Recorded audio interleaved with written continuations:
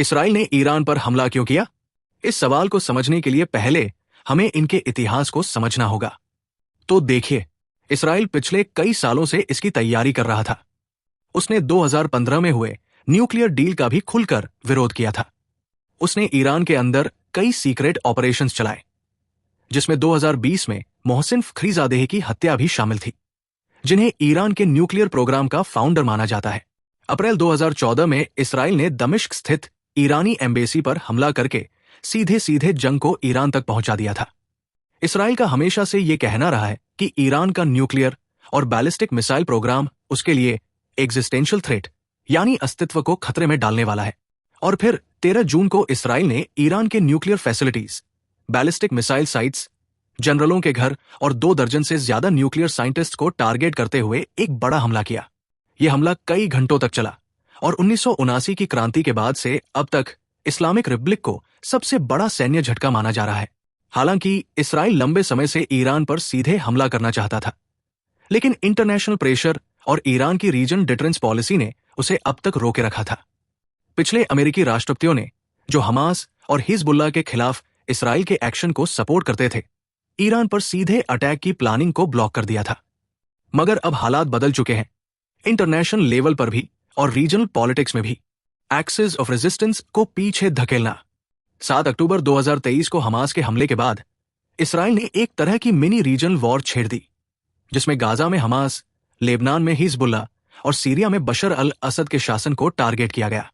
Hamas को अब एक छिपे हुए आंदोलन के रूप में खुद को ढालना पड़ा है और हिजबुल्लाह की मिलिट्री ताकत भी काफी हद तक कमजोर हो चुकी है। मगर जो सबसे बड़ा टर्निंग पॉइंट था, वो था दिसंबर 2024 में सीरियन प्रेसिडेंट असद की सत्ता से विदाई। असद की सीरिया, ईरान और हिजबुल्लाह के बीच एक क्रिटिकल लिंक थी। असद की गिरावट और मिलिशियाज की कमजोरी के बाद ईरान का वो एक्सिस ऑफ रेजिस्टेंस, जो 1980 से उसकी डिफेंस लाइन रही थी, अब लगभग खाली हो चुका है। यही वजह है कि इसराइल ने ईरान पर हमले की प्लानिंग को तेजी से आगे बढ़ाया।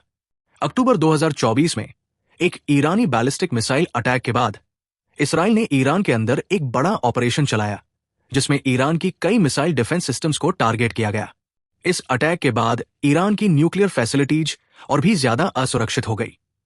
इसराइल ने इस मौके को एक हिस्टोरिक विंडो माना और इससे पहले कि ईरान फिर से अपनी रीजन और डोमेस्टिक ताकत को रीबिल्ड करे, इसराइल ने हमला करने का मन बना लिया।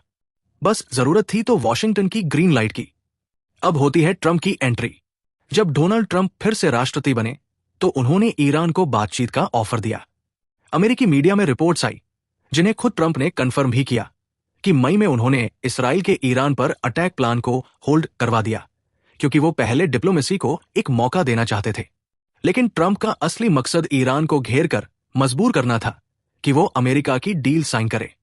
अमेरिका और इसराइल दोनों चाहते हैं कि ईरान अपना पूरा न्यूक्लियर प्रोग्राम छोड़ दे। ईरान इसके लिए रेडी है कि वो अपने प्रोग्राम को कुछ हद तक पीछे ले जाए, जैसा उसने 2015 में किया था, मगर वो इसे पूरी तरह खत्म करने को तैयार नहीं है। पिछले हफ्ते ट्रंप ने कहा कि उन्हें अब ईरान के साथ डील की संभावना पर कम भरोसा है। उन्होंने ये भी कहा कि वो वॉर नहीं चाहते, लेकिन ईरान पर और स्ट्राइक्स हो सकती है। इसराइली अटैक के बाद अमेरिका ने कहा कि वो इस हमले का हिस्सा नहीं था, मगर यह मानना मुश्किल है कि इसराइल वॉशिंगटन की सहमति के बिना इतना बड़ा अटैक करता। शुक्रवार शाम ट्रंप ने ट्रूथ सोशल पर जो पोस्ट डाली, उससे अमेरिका की स्ट्रैटेजी कुछ साफ होती है। उन्होंने लिखा कि उन्होंने ईरान को बार बार डील करने का मौका दिया। उन्होंने कहा कि अगला राउंड अटैक्स पहले से प्लान है और ईरान को सलाह दी कि जल्दी से डील कर ले, इससे पहले कि कुछ बचे ही नहीं। ट्रंप के middle east envoy Steve Witkoff का कहना है कि वो अब भी ईरानी अधिकारियों से मस्कट में रविवार को मिलने के लिए तैयार है। मतलब साफ है, अमेरिका और इसराइल अब एक ही पेज पर है। इसराइल ने अभी सिर्फ नतांज को टारगेट किया है, फोर्डो और इस्फहान को छोड़ दिया है, शायद अगली बार के लिए। ट्रंप चाहते हैं कि ईरान उनके सौदे को माने ताकि अगली स्ट्राइक्स न हो। इसराइल को अपना मकसद मिल गया, ईरान के न्यूक्लियर प्रोग्राम को पीछे धकेलना। अब ईरान के सामने 3 ऑप्शन है। पहला, अगर वो बातचीत छोड़कर सीधे जवाबी हमले करता है तो इसराइल फिर से हमला करेगा और वेस्ट एशिया एक अनजाने युद्ध में फंस सकता है। दूसरा, अगर ईरान दबाव में आकर अमेरिका की डील मान लेता है और अपने सारे न्यूक्लियर प्लांट्स बंद कर देता है तो ये एक शर्मनाक सरेंडर होगा, जिससे अंदरूनी राजनीति में भी नुकसान होगा। तीसरा ऑप्शन यह है कि ईरान युद्ध को इतना बढ़ा दे कि अमेरिका को भी दर्द महसूस हो। मगर इसका खतरा यह है कि फिर अमेरिका सीधे तौर पर इस वॉर में कूद सकता है। ईरान के लिए कोई भी रास्ता आसान नहीं है, मगर अभी खेल खत्म नहीं हुआ।